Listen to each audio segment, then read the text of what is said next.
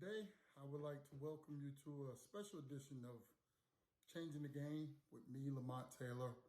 Um, wasn't planning on doing this episode this soon, but we're going to work on this as episode 3, and it's Kobe. We're not promised tomorrow.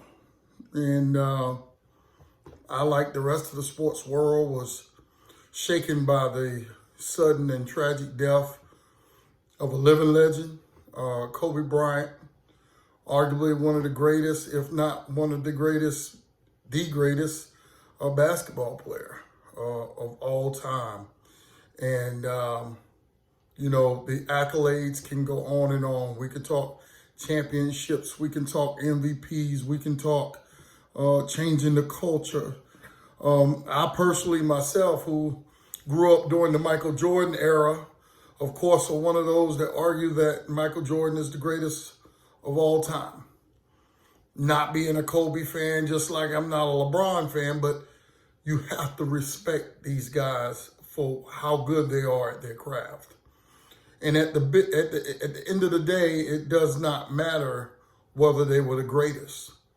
They were humans and family men and role models, dads, uncles. Those are the things that really matter. Kobe was a great man for his work on and off the basketball court, the people he affected, the lives he impacted were immeasurable. Not just the city of LA, which he represented and showed his loyalty for his whole 20-year career, but for the whole nation and across the world. Italy, everyone revered this man and how loved he was. But I want to talk about how we express our love now that Kobe's not here. And it doesn't matter whether it's Kobe or your aunt or your uncle or your cousin or a friend. None of us are promised tomorrow.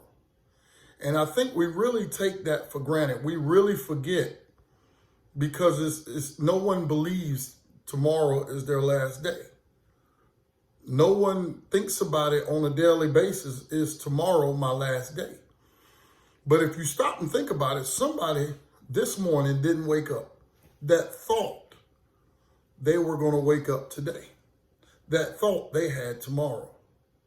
Someone took a nap today and didn't wake up, won't see tomorrow. We have to really conceptualize that, like really think about that, because we sometimes forget, and I think Kobe reminded us that it's not just old age, it's not just a disease, it's not just ailment. Sometimes accidents happen without any prior opportunity to say goodbye or any chance to hold on long enough for your loved ones to get there. They happen suddenly. Now, I'm also a big believer there are no accidents that are not on purpose. Now, we don't always understand why these things happen. They say that the young, the good die young, and why did it have to happen to him? He was such a good guy. Well, some things are inexplicable to us, right? Sometimes we find out the purpose of things tomorrow, next week, next year. Sometimes we never get the answers because they're beyond our comprehension. But everything has a purpose. Everything serves a purpose. One thing is for sure, we all have to one day leave this earth. So I don't think it's about our legacy once we're gone. I think it's about the legacy once we're here. While we're here, what are we doing for each other? So think about it. You may be mad at your neighbor. You may be mad at another coach for stealing your players.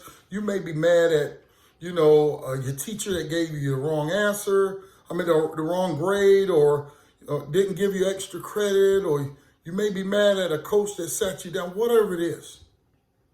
At the end of the day, is it really that big of an issue? At the end of the day, the things that we're upset about are really not that big of an issue. I'm sure, the accolades and the tributes to Kobe are going all across the world right now. Think about how he would have felt if we would have expressed that while he was still alive. Think about how your uncle that passed away that you loved so much, but you didn't call because you just seemed too busy. Think about one of your friends that was murdered or killed in an accident, and you just didn't get to tell them just how much they meant to you. There's an old song or an old proverb that I used to take heed to when I was younger, and my aunt reminded me what it meant, and I had to really think about it. She said, "Don't give me my flowers when I'm gone. I want my flowers now." And that always stuck with me. I'm just as guilty as everyone else, not telling people exactly how I feel about them and how much I appreciate them and what they mean to me and how much love I have for them. That's something we should do every day. That's something that if you only call one or two people a day and just say, "Hey, I love you. I appreciate you. I miss you. I'm sorry I didn't get to your graduation. I'm sorry I didn't get, to your wedding. I'm sorry I didn't make your anniversary dinner, but I wanted you to know I love you and I miss you." We have family squabbles sometimes where your sister may have did something that you didn't approve of. Here you are grown, mad at your sister, not speaking to her, not thinking about none of us are promised tomorrow.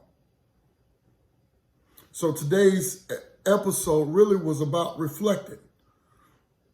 Reflecting. Even Kobe was a great man. Like we all missed him.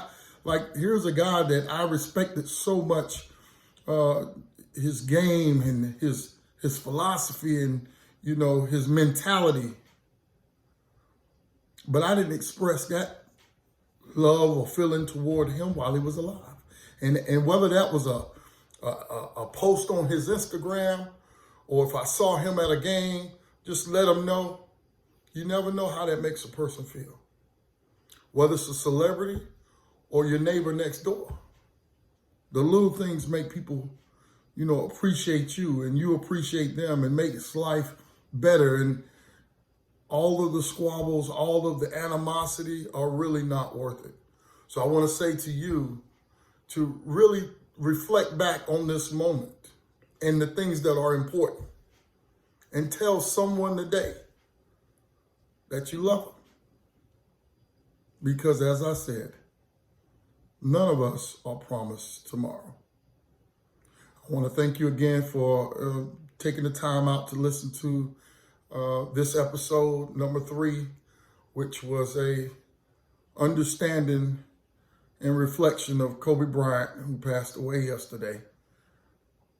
And I thank you once again.